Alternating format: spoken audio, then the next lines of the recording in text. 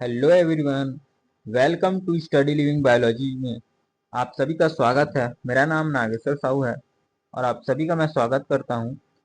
आज के इस लेक्चर में हम यूनिट मेम्ब्रेन मॉडल को समझने जा रहे हैं। प्रीवियस वीडियो में मैंने सैंडविच मॉडल को आपको एक्सप्लेन किया था एक एक चीज डिटेल में, और आज की वीडियो में भी हम एक एक चीज को डिटेल से बारीकी से समझेंगे।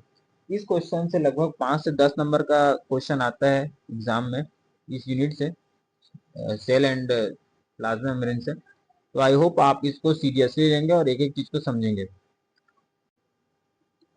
लास्ट लेक्चर में मैंने सैंडविच मॉडल को समझाया था जिसे डैनियल और डेविसन ने दिया था। आई होप आपको समझ आ गया होगा। उसी से मिलता जुलता है और थोड़ा सा डिफरेंट है ये model, unit membrane model of plasma membrane. तो आइए समझते हैं यूनिट मेम्ब्रेन मॉडल को। इसको ट्राइलेमिनार मॉडल भी कहा जाता है या ट्राइलेमिनार स्ट्रक्चर के नाम से भी जाना जाता है इस मॉडल को। इस मॉडल को रॉबर्टसन ने 1959 में दिया था। इन्होंने जितने भी बायोलॉजिकल मेम्ब्रेन थे उनके मॉलिक्यूलर स्ट्रक्चर को उन्होंने समझाया था।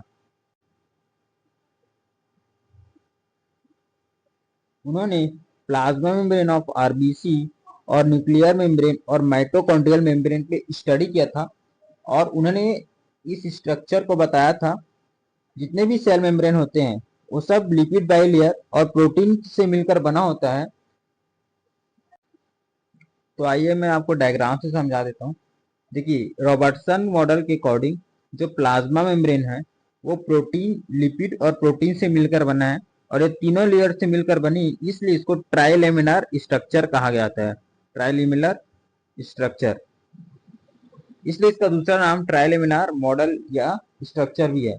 तो आगे बढ़ते हैं। यूनिट मेम्ब्रेन के मॉडल के अकॉर्डिंग जितने भी बायोलॉजिकल मेम्ब्रेन है या बायो मेम्ब्रेन है उनका मॉलिक्यूलर स्ट्रक्चर जो होगा वो सेम होगा एक्सेप्ट थिकनेस। जैसा कि मैंने बताया कि उनमें प्रोटीन और लिपिड से मिलकर बना होता है, इसलिए उनके स्ट्रक्चर जो है वो सेम होता है, बट जो प्रोटीन और लिपिड का थिकनेस है वो डिफरेंट हो सकता है। इस ट्राइलेमिनार स्ट्रक्चर को उन्होंने यूनिट मेम्ब्रेन कहा था, इसलिए इस मॉडल का नाम भी यूनिट मेम्ब्रेन मॉडल पड़ा। उनके मुताबिक, रॉबर्टसन के मुताबिक, जो बायो मेम्ब्रेन है या तो सिंगल यूनिट मेम्ब्रेन भी हो सकता है या वो डबल यूनिट मेम्ब्रेन भी हो सकता है, टू यूनिट मेम्ब्रेन भी हो सकता है। मतलब कि जैसा कि आपने देखा होगा प्लाज्मा मेम्ब्रेन होता है वो सिंगल लेयर्ड होता है, या लाइसोसोमल मेम्ब्रेन होता है वो सिंगल लेयर्ड होता है। लेकिन जो न्यूक्लियर मेम्ब्रेन है, ये सेल है और सेल के अंदर कोई न्यूक्लियस है तो डबल लेयर होता है, डबल मेम्ब्रेन होता है। इसी को उन्होंने बताया कि ये 1 यूनिट मेम्ब्रेन भी हो सकता है, 2 यूनिट मेम्ब्रेन भी हो सकता है। आगे हम समझते हैं इस मॉडल के सबसे इंपॉर्टेंट पॉइंट को अब हम पढ़ने जा रहे हैं।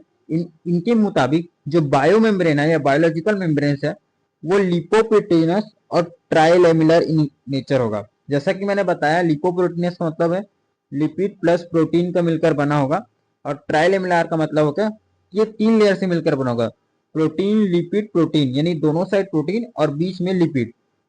जो प्रोटीन होगा वो बीटा प्लीटेड प्रोटीन पाया जाएगा इसमें।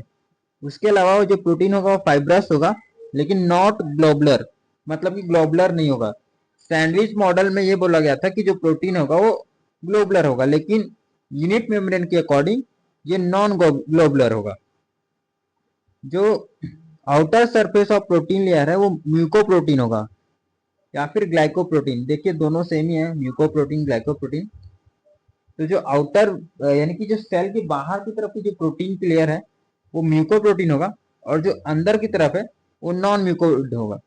मतलब कि जो स्ट्रक्चर है प्रोटीन का वो बीटा प्लीटेड ही होगा, लेकिन उसमें भी कुछ कुछ डिफरेंसेस पाया जाएगा। ये वो डिफरेंसेस है कि एक जो होगा म्यूकोइड प्रोटीन होगा और एक होगा नॉन म्यूकोइड।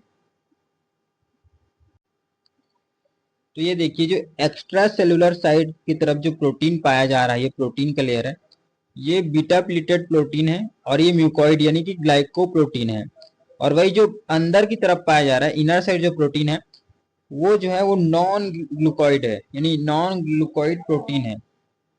मतलब कि जो प्रोटीन है वो दोनों ही तरफ पाया जाएगा, लेकिन डिफरेंट प्रोटीन पाया जाएगा। एक होगा ग्लाइकोप्रोटीन, एक होगा नॉन ग्लाइकोप्रोटीन। तो ये रॉबर्टसन मॉडल का एक सबसे इंपॉर्टेंट पॉइंट है, और इसमें जो लिपिड होगा वो फॉस्फोलिपिड बाइलेयर पाया जाएगा। Phospholipids are present in the middle, यानी कि जैसा कि मैंने बताया कि ऊपर और नीचे दो प्रोटीन की लेयर पाई जाएंगी और बीच में जो है लिपिड पाया जाएगा और लिपिड भी फॉस्फोलिपिड पाया जाएगा। जो हेड पार्ट होगा फॉस्फोलिपिड का वो अपोजिट डायरेक्शन में होगा और जो टेल पार्ट होगा वो एक दूसरे की तरफ होंगे। आइए मैं आपको समझाता हूँ। ये देखिए जो हाइड्रोफिलिक हेड है ये हेड पार्ट है और जो इसका टेल है वो हाइड्रोफोबिक टेल है। हाइड्रोफिलिक का मतलब होता है जो वाटर लविंग होता है, वाटर की तरफ रिएक्ट कर जाता है।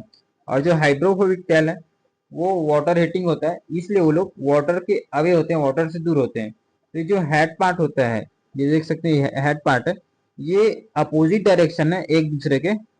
और जो टेल पार्ट है फॉस्फोलिपिड की वो एक दूसरे को फेस कर रहे हैं, एक दूसरे के डायरेक्शन में। तो ये लाइन मैंने ये जो लाइन है ये वही बता रहा है। उसके अलावा जो प्रोटीन्स होंगे वो फाइब्रस होंगे और फॉस्फोलिपिड होगा वो एम्पीपैथिक होगा। एम्पीपैथिक का मतलब ये है कि एक होगा वो पोलर हेड होगा, एक होगा नॉन पोलर हेड होगा। पोलर मतलब कि वही जो वाटर के साथ रिएक्ट कर जा रहा है, और नॉन पोलर का मतलब कि जो वाटर के साथ रिएक्ट नहीं कर रहा है, इसलिए इसको एम्पीपैथिक बोला जाता है। आइए अब थोड़ा रॉबर्टसन के अकॉर्डिंग जो लास्ट इंपॉर्टेंट पॉइंट उन्होंने कहा था कि जो एवरेज थिकनेस होगी बायोमेम्ब्रेन्स की वो 75 से 100 एंगस्ट्रॉम तक हो सकता है। जो आउटर और इनर प्रोटीन होगा उसका 20 टू 30 एंगस्ट्रॉम होगा और जो फॉस्फोलिपिड्स पाए जाएंगे वो 35 से 40 एंगस्ट्रॉम हो सकता है। यूनिट मेम्ब्रेन मॉडल के भी कुछ लिमिटेशंस थे, जैसे कि ये जो है प्लाज्मा मेम्ब्रेन के फ्लेक्सिबिलिटी और डायनेमिक बिहेवियर को एक्सप्लेन नहीं करता था। यानी कि जो फ्लूइडिटी थी, यानी कि जो मूव करता था प्लाज्मा मेम्ब्रेन, उसमें ये नहीं समझाता था, ये फ्लूइडिटी को भी नहीं समझाता था। डायनेमिक मतलब कि मूवमेंट को नहीं समझाता था और उसमें जो फ्लेक्सिबिलिटी थी उसको भी नहीं बताता था। दूसरा इंपॉर्टेंट पॉइंट यह था कि ये ट्रांसपोर्ट ऑफ प्रोटीन और मेम्ब्रेन चैनल्स के बारे में भी एक्सप्लेन नहीं करता। बाद में जाके इसको फ्लूइड मोज़ेक मॉडल रिप्लेस कर देता है, क्योंकि वो अच्छे से ये सारे पॉइंट्स को एक्सप्लेन करता है कि क्यों प्रोटीन जो है ट्रांसपोर्ट होता है और मेम्ब्रेन चैनल्स का काम क्या होता है।